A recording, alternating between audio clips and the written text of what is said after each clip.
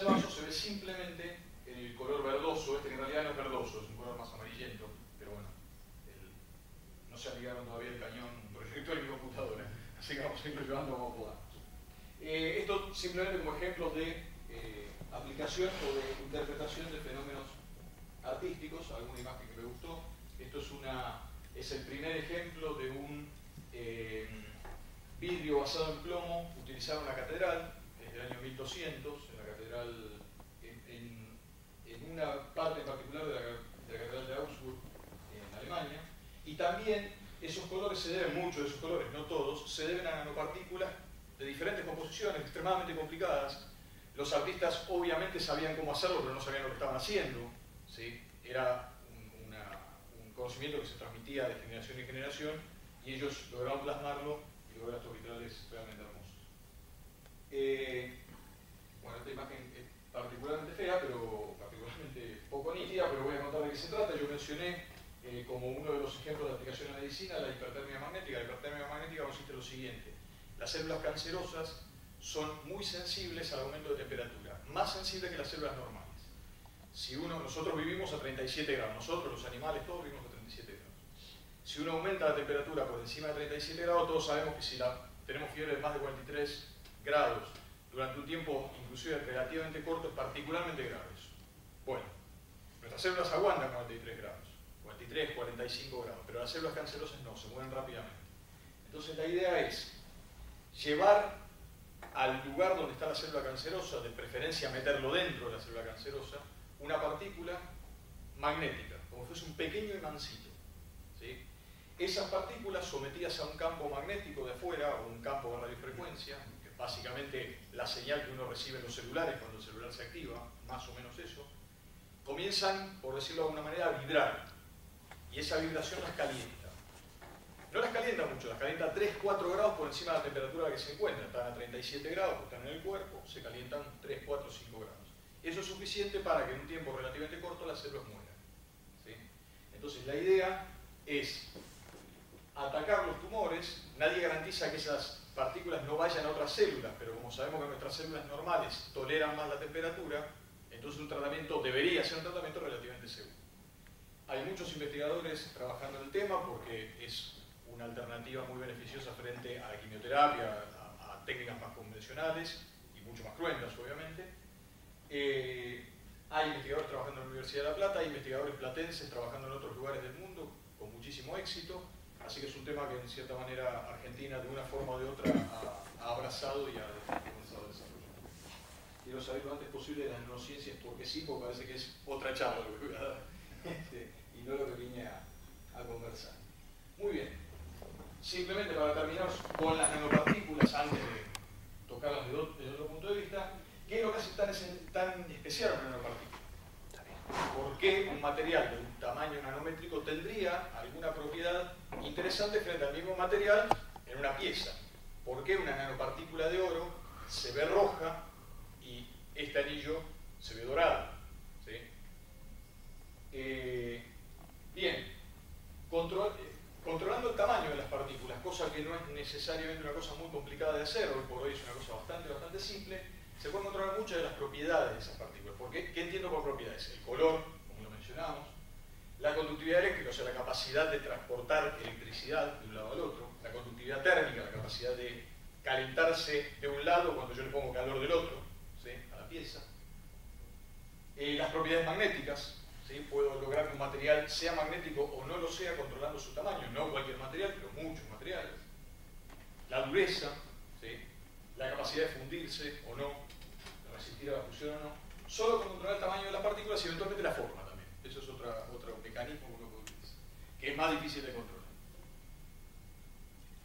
Solo para mostrar un ejemplo, el ejemplo de la izquierda son pequeños matraces que tienen nanopartículas de un material semiconductor. Solo para ponernos en contexto, un semiconductor son los materiales con los que se hacen los transistores, con los que se hace toda la estructura electrónica de los dispositivos electrónicos que tenemos. Hay infinidad de semiconductores, independientemente de cuál sea el semiconductor que estamos hablando, no es relevante saber de cuál se trata. Lo que ocurre con esto es que en la medida que uno va achicando el tamaño de la partícula, de una partícula relativamente suficientemente grande, de unos 10 nanómetros, 15 nanómetros, a una partícula de 2 o 3 nanómetros, que es la mitad de azul arriba, a la izquierda, va cambiando el espectro, ¿sí?, el color de la luz que esas partículas emiten en determinadas condiciones. Es la misma partícula, o mejor dicho, el mismo material, ¿sí?, nada más que su tamaño fue cambiando, se fue achicando, ¿sí? Y fíjense cómo recorremos todo, prácticamente todo, el espectro visible, el arco iris, ¿sí? Partimos de un color rojizo, naranja, pero básicamente rojizo, y vamos cambiando, cambiando, cambiando hasta que llegamos a un color celestito, a un color violáceo, y hasta podríamos, fíjense que parte de la luz del color violáceo, parte del material del color violáceo es translúcido, porque inclusive lo que está emitiendo ahí es radiación ultravioleta, que no podemos ver, ¿sí? Solamente podemos ver hasta el violeta. Del otro lado lo que tenemos son nanopartículas de oro. También son esferitas de oro que van desde la más chiquitita, tendrán unos 2 nanómetros, hasta las más grandes que tendrán también unos 15, 20 nanómetros, ¿sí?, aproximadamente. Fíjense cómo cambia el color cambia brutalmente. Va del rojo hasta el violeta, con solo cambiar el tamaño. De hecho, el vaso de Licurgo que había mostrado anteriormente tiene adentro partículas, no todas del mismo tamaño obviamente, pero básicamente partículas chiquititas, que serán como una mezcla entre la primera y la segunda, eso es lo que le da la tonalidad. Bien, esto es un vaso hallado en Checoslovaquia donde, solo para mostrar un ejemplo más, mientras la preparaba me fasciné bastante con el tema, evidentemente. Estas nanopartículas de oro, que también se les conoce como oro coloidal, después vamos a ver de qué se trata eso, son las que dan el color rojo. Fíjense que se alcanza a ver que el vaso es transparente, o sea, acá lo que estamos viendo es la parte de atrás del vaso, ¿sí? Esto es todo el borde del vaso. Entonces, el color rojo está dado por las nanopartículas de oro y el color amarillo está dado por unas nanopartículas de plata. O sea, se puede hacer tanto con oro como con plata como con otros metales. Y cambia el color, porque como son dos metales diferentes, las propiedades son diferentes, no dependen solamente del tamaño del objeto, sino a su vez de la composición química. En el caso de plata, en nuestro caso es oro. Alguien también, creo que fue en el siglo XIV o algo por el estilo, hizo sabiendo lo que, no sabiendo lo que hacía, sabiendo cómo hacerlo, hizo esto. Por último, ya lo dije eso, sigamos adelante. Vamos a mostrar algunos ejemplos de nanopartículas inorgánicas, metálicas, ¿sí?, no biológicas que aparecen en la naturaleza y que son sumamente importantes. Para alguien serán importantes en cualquier caso. Para estas bacterias que voy a mencionar son extremadamente importantes. Existe un tipo de bacterias, ¿sí? Recuerden que las bacterias son estos, para aquel que no lo tiene presente, estos organismos como Escherichia coli, que cada tanto aparece y hace algún desastre, o son particularmente agresivas con los chicos. Esta es una bacteria que aparece en lagos del hemisferio norte o en lagos del hemisferio sur. También aparecen en la zona ecuatorial. Viven en el barro, son bacterias que no les gusta mucho estar al aire, pero tampoco pueden vivir exclusivamente, totalmente enterradas. Viven en el barro que hay en las orillas de los lagos. Y tienen una particularidad, tienen un imán adentro. No uno, sino muchos, una cadena de imanes. Ahora voy a mostrar una micrografía. Esa es la bacteria, y esa cadenita negra que se ve, que son como puntitos, son los imanes. Todos, o prácticamente todos, tienen un tamaño muy similar entre sí. Entonces, lo que uno se ha preguntado, lo que la descubrieron, la investigaron, se preguntaron dos cosas. En primer lugar, ¿para qué le sirve una bacteria tener un imán adentro? Bueno, sin entrar en demasiado detalle, lo que le interesa a la bacteria es tener un imán para enterrarse o no enterrarse, según su conveniencia, siguiendo el campo magnético de la Tierra. El campo magnético de la Tierra, que es el que orienta las brújulas, que nos permite orientarnos con una brújula, no solamente orienta la brújula así, y le indica dónde está el norte, sino que tiene lo que se llama una componente, tiene una parte de ese campo magnético apuntando hacia abajo o hacia arriba. ¿Sí? Hacia abajo el hemisferio sur, hacia arriba el hemisferio norte. Y estas bacterias utilizan justamente eso para ponerse en la posición correcta buscando ese tema del oxígeno. No les gusta mucho el oxígeno, pero tampoco pueden quedarse sin oxígeno. Entonces utilizan esas líneas para orientar, no para orientarse. Orientarse implica que está pensando la bacteria, sino para moverse siguiendo el campo magnético terrestre. Pero hay una particularidad con estas partículas, que tienen todas el mismo tamaño. Tienen todas el mismo tamaño, ¿por qué?